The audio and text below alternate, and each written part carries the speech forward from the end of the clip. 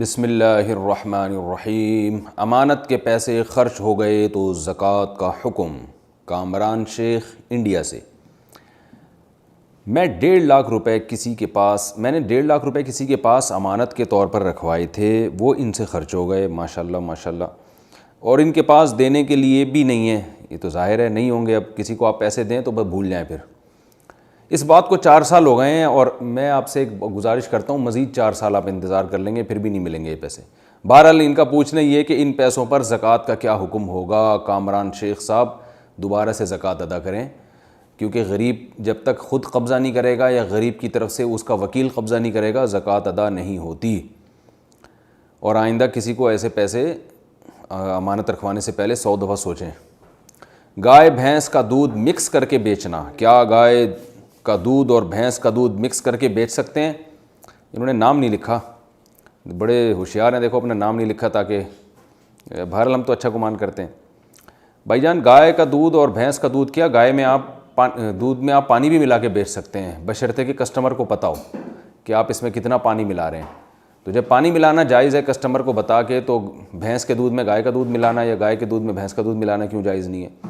اور اگر بغیر بتائے یہ کام کر رہے ہیں تو پھر یہ دھوکے میں آتا ہے۔ تو عام طور پر یہ جو گوالے ہیں نا، یہ بھینس کے دودھ میں جہاں تک ہمیں معلومات ہیں گائے کا دودھ ملاتے ہیں کچھ کمی پوری کرنے کے لیے، اور یہ بات لوگوں کو پتہ ہی ہے۔ تو اگر لوگوں کو پتہ ہے کہ یہ کام ہو رہا ہے اور لوگوں کو اس پہ اعتراض نہیں ہے تو پھر تو ٹھیک ہے۔ لیکن اگر آپ لوگوں کو دھوکہ دے رہے ہیں اور کہہ رہے ہیں بالکل خالص بھینس کا دودھ ہے، گائے کا ایک قطرہ بھی شامل نہیں ہے اس میں، تو پھر یہ دھوکہ ہو جائے گا، پھر حرام ہو جائے گا۔ اسی طرح آپ یہ کہہ رہے ہیں خالص گائے کا دودھ ہے، اس میں بھینس کا ایک قطرہ بھی شامل نہیں ہے، تو پھر لوگوں کے ساتھ دھوکہ ہو جائے گا۔ تو اصل مسئلہ یہ ہے کہ لوگوں کو دھوکہ دینا جائز نہیں ہے۔ ملاوٹ میں ایسی چیز ملانا جس کا صحت کو نقصان نہیں ہے، وہ ملاوٹ جب جائز ہے جب دھوکہ نہ ہو۔ تو ہاں، گائے کے یا بھینس کے دودھ میں پیٹرول ملانا حرام ہوگا، کیونکہ وہ تو اس کو تو صحت لوگوں کی برباد ہو جائے گی۔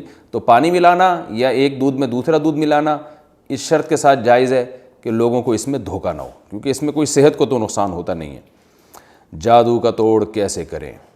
اگر کسی کو شک ہو کہ اس پر جادو کرایا گیا ہے تو اس کے لیے کیا کرنا چاہیے؟ نیز کیا جادو کا پتہ لگایا جا سکتا ہے اور اس کا توڑ کیسے ممکن ہے؟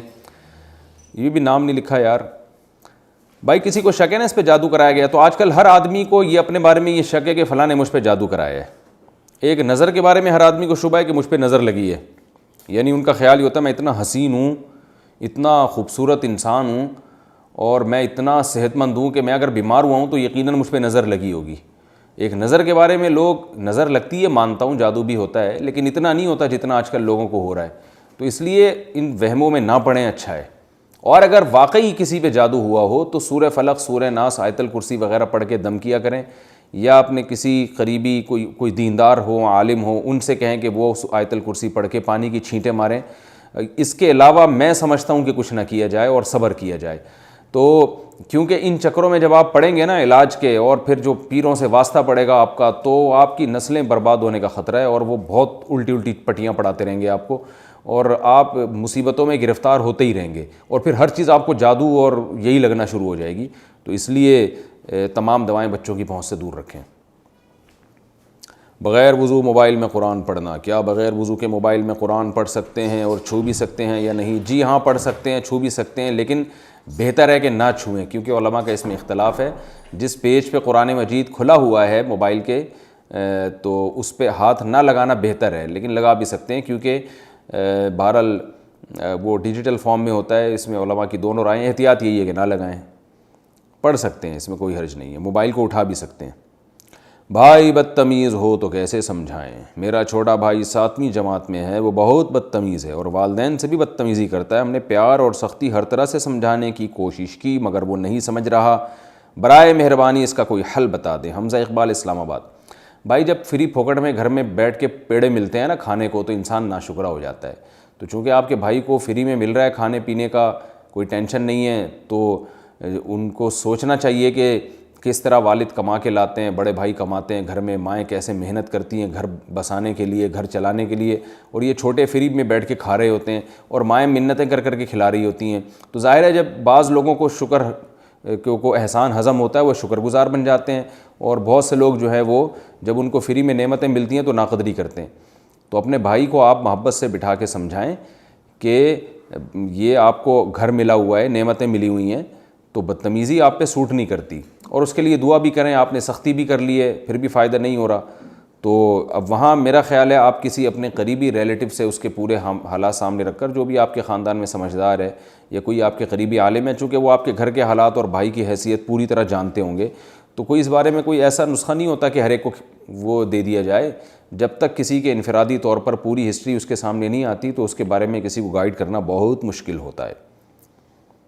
کسی ماہر نفسیات، کوئی اچھا سمجھدار ماہر نفسیات ہو، اس سے بھی مشورہ لیا جا سکتا ہے اس بارے میں، بھائی کو اس کے پاس لے جا کے۔ بیوی کو طلاق دی اور مہر ادا نہ کیا تو کیا حکم ہے؟ اگر کوئی مرد اپنی بیوی کو طلاق دے دے اور اسے حق مہر نہ دے تو شرعاً اس کا کیا حکم ہے؟ اس بارے میں رہنمائی فرمائیں۔ شیر شاہ کراچی۔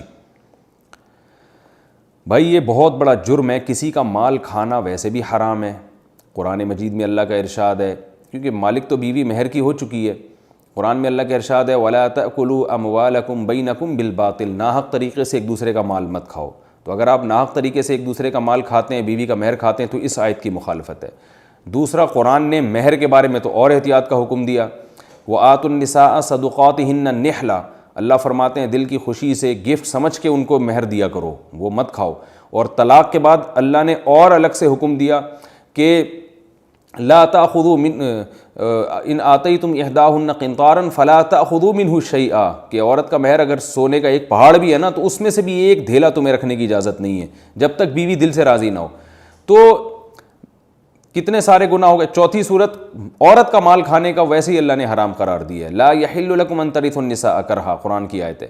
تو پتہ یہ چلا کہ بیوی کی پرمیشن اور دل کی رضا کے بغیر اس کا مہر کھا لینا، اس میں 4 طریقے سے گناہ ہے۔ ایک تو یہ کہ مسلمان کا مال کھانا، دوسرا یہ کہ جو ہے مہر کھا جانا، تیسرا یہ کہ اللہ نے حکم دیا کہ طلاق کے بعد تو ویسے بھی اور زیادہ، یعنی ایک تو طلاق نہیں ہوئی نا اور ایک وہ طلاق ہو گئی ہے، اس کے بعد تو اللہ نے الگ سے حکم دیا ہے کہ تمہیں لازمی دینا پڑے گا، اور چوتھی صورت عورت کا مال کھانا۔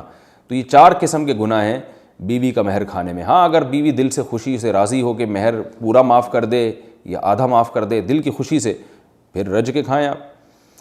تاش کھیلنے کا حکم، کیا مسلمان کے لیے تاش کے پتے شرط کے بغیر کھیلنا جائز ہے یا نہیں؟ محمد شارق یو پی سے۔ بھائی شرط لگا کے کھیلنا تو بالکل حرام ہے، شرط کے بغیر کھیلنا حرام تو نہیں ہے لیکن بہت سخت ناپسندیدہ اور مکروہ ہے، 2 وجہ سے۔ ایک ٹائم ویسٹنگ ہے، دوسرا یہ فساق و فجار کا شعار ہے، یعنی اوباش قسم کے لوگ یہ اکثر کھیل رہے ہوتے ہیں جو ہے وہ، تو اس لیے شریعت نے ہمیں ایسی چیزوں سے منع کیا جس میں دیکھنے والا آپ کو سمجھے کہ یہ کوئی اوباش آوارہ آدمی ہے۔